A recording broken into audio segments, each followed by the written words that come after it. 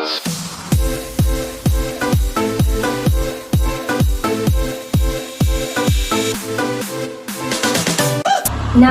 let us begin to the French setup.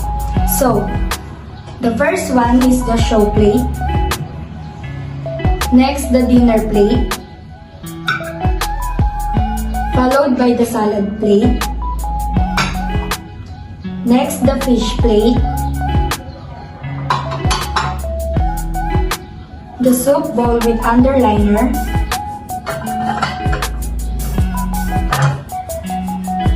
The demi-tasse cup and the demi-tasse spoon with saucer.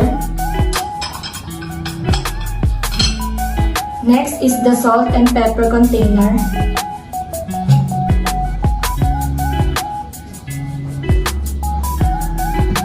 And the last one is sugar and creamer container.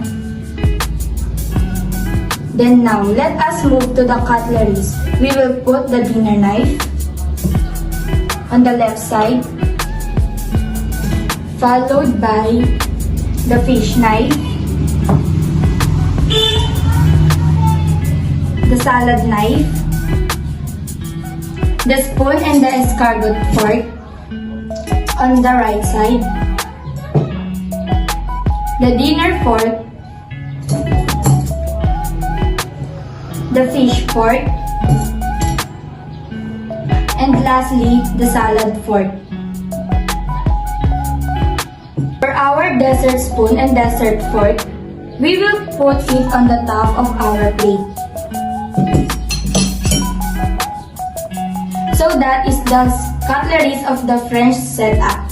And for the final touch, we will put the bread and butter spread with bread plate,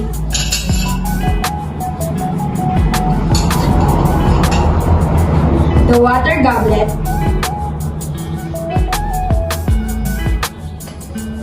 then the champagne flute or glass, the highball glass, the red wine glass,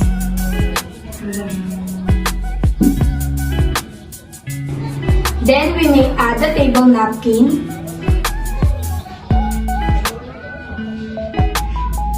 and the final touch is the centerpiece.